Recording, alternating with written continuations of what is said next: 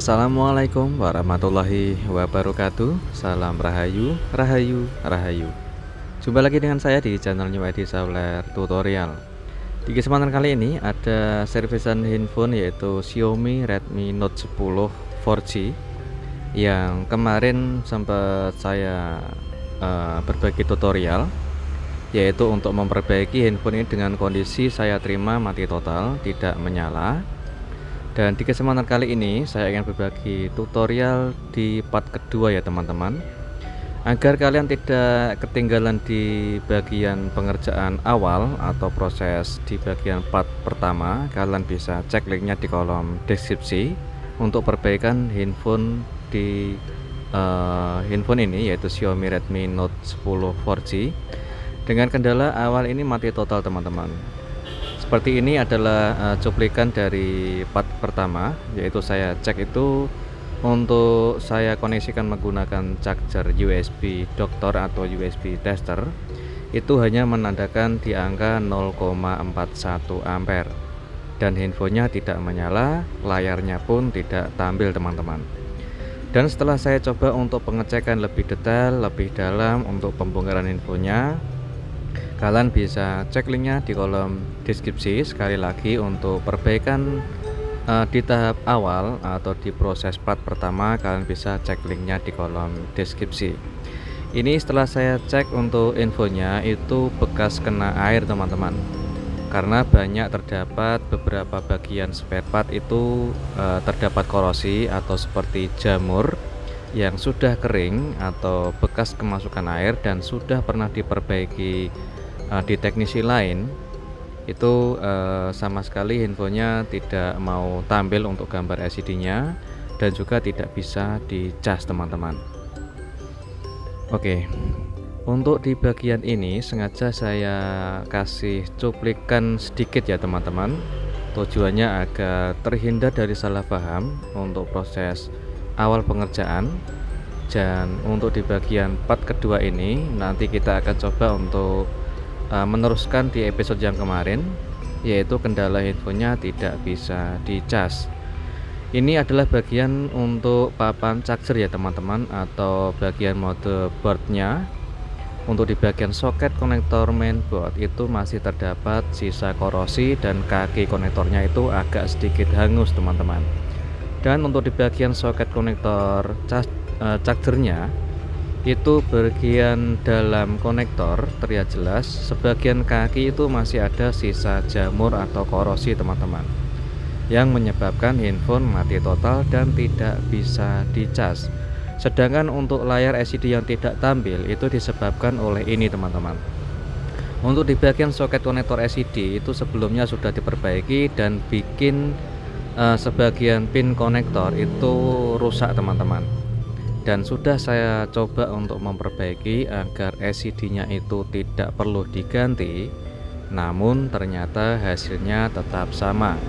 Untuk di bagian yang saya tunjuk tadi ini itu adalah bagian fleksibel mainboard khusus buat jalur LCD, sedangkan yang ini adalah soket konektor LCD-nya yang terdapat ada pin kaki yang amblas atau sudah rusak teman-teman dan agak sedikit meleleh, disebabkan oleh sebelumnya sudah pernah diperbaiki. Dan setelah saya coba untuk perbaikan, yaitu memperbaiki di bagian soket konektor LCD, dan juga ada beberapa komponen yang short atau konslet atau korosi atau disebabkan oleh kemasukan air, sudah saya perbaiki dan sudah saya bersihkan dari sisa korosinya, namun LCD-nya tetap tidak tampil seperti ini teman-teman. Karena handphone tidak bisa dicas, otomatis gambar layar tampilannya itu tidak keluar. Sementara untuk di bagian charger itu awalnya saya coba cas itu sempat keluar 1 ampere, namun tiba-tiba turun lagi. Saya coba untuk kasih senter di bagian layar LCD-nya ini tetap tidak menyala atau tidak keluar gambar teman-teman. Jadi untuk LCD-nya dari bawaan yang sudah pernah diganti sebelumnya juga, dan gambarnya tidak tampil, mungkin efek dari kemasukan air teman-teman. Sengaja saya ganti, saya coba untuk pengetesan menggunakan LCD yang baru. Dan setelah saya koneksikan menggunakan charger, itu juga tetap tidak bisa tampil gambar. Setelah saya coba tekan tombol power dan saya nyalakan, itu gambarnya sudah keluar dan tampil teman-teman. Ini menggunakan LCD yang baru. Jadi untuk saya cas itu sama sekali tidak ada respon teman-teman. Jadi ini adalah menggunakan LCD yang baru. Untuk handphonenya sudah bisa menyala dan gambar LCD-nya pun sudah tampil.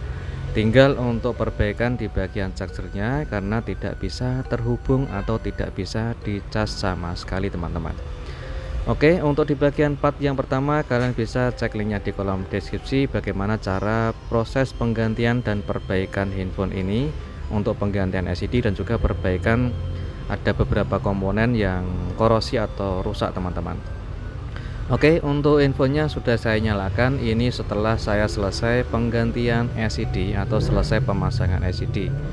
Alhamdulillah hasilnya presisi, rapi meskipun tanpa menggunakan atau tidak memakai LCD yang original atau tidak menggunakan LCD yang OLED, melainkan LCD yang KW tebal yaitu dengan kualitas Incel.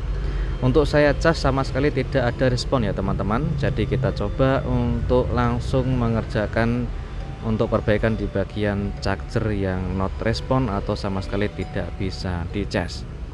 Oke, kita bongkar kembali infonya dan kita lanjut untuk di bagian part yang kedua.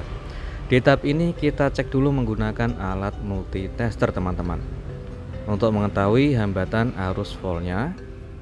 Sedikit agak terdeteksi tadi ada goyang untuk di bagian jarumnya, sedangkan saya cek di bagian fleksibel mainboard itu sama sekali tidak ada hambatan teman-teman. Kita cek di bagian soket konektor motherboard di bagian papan chargernya, ini terdapat arus, tapi untuk di bagian tengah pada jalur plus atau jalur positif pada charger itu bermasalah teman-teman. Oke, saya tunjuk untuk di bagian ini agar lebih jelas. Saya coba memperdekat di bagian konektor yang bermasalah atau soket konektor mainboard yang bermasalah. Di bagian sisi kanan itu masih ada plat kuningannya, tapi di bagian sisi kiri itu plat kuningannya atau pin kaki konektornya itu hilang teman-teman. Perhatikan perbedaannya, di bagian sisi kanan itu masih ada pin konektor atau kaki konektor, sedangkan di bagian sisi paling pojok kiri itu tidak ada ya teman-teman. Otomatis di bagian pin kaki konektor yang hilang itu adalah jalur positif pada charger yang menyebabkan charger tidak terhubung. Kita klik di bagian ini yaitu jalur pada positif chargernya. Apabila kalian kepengen hasilnya sempurna, itu jauh lebih aman untuk penggantian konektornya teman-teman. Atau jika menggunakan atau mempunyai motherboard papan charger yang ori, kalian bisa mengganti satu set. Jika tidak ada stok atau tidak mempunyai spare partnya dan tidak bisa kita ganti di bagian konektornya saja, kita bisa menggunakan metode alternatif seperti ini, yaitu dengan cara kita akan menghubungkan jalur yang terputus di bagian konektor atau kaki konektor yang hilang teman-teman, yaitu dengan cara kita klik di bagian papan motherboard papan chargernya dan juga kita klik di bagian fleksibel mainboardnya. Kita gunakan kawat jumper untuk menghubungkan jalur yang terputus dengan cara kita klik jalurnya dan kita kasih tenor secukupnya saja, dan kita gunakan kawat dengan ukuran standar untuk menggunakan teknik jumper atau menghubungkan jalur yang terputus, yaitu jalur plus atau jalur positif pada chargernya teman-teman. Oke, perhatikan, jika kedua kita sudah klik di bagian papan charger maupun di bagian fleksibel mainboardnya, yaitu khususnya di bagian jalur yang terputus saja ya teman-teman, yaitu di bagian jalur pada charger atau jalur positif pada chargernya. Setelah kita hubungkan, kita bersihkan dan kita pasang kembali untuk fleksibel chargernya atau fleksibel mainboard ke bagian papan charger. Oke, seperti ini hasilnya. Kita bisa menggunakan lem hijau atau pelapis PCB untuk melindungi kawat jumper agar tidak mudah putus. Untuk jika kalian bertanya, apakah bisa tahan lama seperti ini? Saya jamin bisa tahan lama, kecuali jika kepengen membuka kembali, itu bukalah satu set dengan cara membuka fleksibel mainboard bersamaan dengan papan chargernya teman-teman. Jadi jangan dilepas total untuk fleksibel charger yang sudah kita sambung. Tujuannya agar jumpernya atau kawat jumpernya tidak putus teman-teman. Jika kalian kepengen simple dan rapi, itu jauh lebih bagus sekalian mengganti soket konektornya, atau bisa mengganti satu set motherboard papan charger dengan kualitas yang original. Usahakan jangan menggunakan yang KW teman-teman. Biasanya kalau KW itu bisa menyebabkan IC CPU dan RAM atau UFS itu bisa short atau konslet apabila terdapat ada komponen yang kurang pas atau tidak sesuai hambatan atau tegangannya. Itu kalau saran saya jika kalian terlanjur untuk pemakaian atau penggantian konektor cas yang KW teman-teman. Setelah saya cek kembali untuk di bagian fleksibel mainboard menggunakan alat multitester, sudah keluar hambatan yaitu 4 volt sampai 5 volt. Kita coba pasang kembali soket baterai, soket fleksibel mainboard dan juga fleksibel LCD. Kita koneksikan menggunakan charger, kita tunggu sebentar. Alhamdulillah sudah keluar Xiaomi atau logo Redmi ya teman-teman. Dan kita tunggu sebentar, sudah keluar notifikasi pengisian daya baterai ada di angka 62%. Kita tunggu sebentar hingga beberapa menit kemudian dan kita cek kembali apakah persentase baterai sudah bisa nambah dengan normal atau tidak teman-teman. Oke, persentase baterai sudah naik di angka 65%. Jadi alhamdulillah untuk pengerjaannya sudah selesai dan sukses teman-teman. Namun jangan senang dulu jika sampai sini, karena prosesnya belum sampai di sini saja. Kita selesaikan untuk perakitannya dulu teman-teman. Kita pasang baterai dengan cara kita kasih double tip untuk sebagai perekat agar tidak mudah lepas baterainya. Dan juga kita bersihkan di bagian lensa kamera belakang apabila kotor atau terdapat debu. Dan kita pasang kembali di bagian bezel atau tulangan tengah. Dan jangan lupa untuk membersihkan di bagian sisa-sisa lem yang terdapat di bagian bezel. Tujuannya agar nanti pemasangan bezel atau pemasangan big door atau tutup belakang itu bisa presisi teman-teman.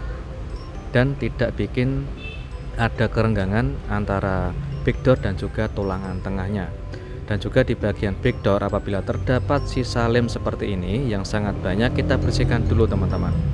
Oke, setelah kita bersihkan semua, kita coba untuk pemasangan dan kita kasih segel garansi. Untuk mengasih garansi yaitu garansi servis, kita tinggal pemasangan yaitu back doornya, kita kasih lem secukupnya saja. Jika sudah kering, kita cek ulang dari proses awal pengerjaan sampai selesai. Dan ini adalah hasilnya teman-teman. Sudah terpasang presisi, rapi untuk LCD-nya, tidak ada sisa lem yang jembres ataupun tidak ada sisa-sisa lem yang kotor di bagian samping LCD. Dan juga cahaya LCD tidak ada yang bocor teman-teman. Kita koneksikan lagi menggunakan charger dan sudah terhubung, ada di angka 88%. Alhamdulillah untuk persentase baterainya sudah naik dengan normal ya teman-teman. Tinggal kita coba menyalakan infonya. Ini untuk memastikan kondisi pengisian baterai atau chargernya. Dengan kondisi info menyala ini bisa nambah dengan normal atau tidak. Jadi alangkah baiknya kita cek dengan posisi mati dan juga kita cek dengan kondisi hidup. Jika kondisi mati itu bisa nambah dengan normal, otomatis harusnya dengan kondisi hidup atau menyala infonya, jika kita koneksikan menggunakan charger, insya Allah akan bisa nambah dengan normal juga. Sekarang kita cek dulu untuk bagian fungsi dari kamera belakang dan juga fungsi dari kamera depan. Ini untuk mengetahui hasil dari bekas penggantian LCD ya teman-teman. Jika kita sudah selesai penggantian LCD dan juga sudah selesai untuk perakitannya, kita cek ulang dari segala fungsi infonya agar tidak terjadi kekurangan ataupun ada problem lainnya. Untuk fungsi dari kamera belakang dan kamera depan alhamdulillah masih bisa berfungsi dengan normal. Dan kita cek kembali chargernya, kita cabut dan kita koneksikan kembali apakah support fast charging atau pengisian cepat. Kita cek ada di persentase 90% dan support pengisian daya cepat. Semoga bermanfaat dan jumpa lagi di tutorial berikutnya. Assalamualaikum warahmatullahi wabarakatuh.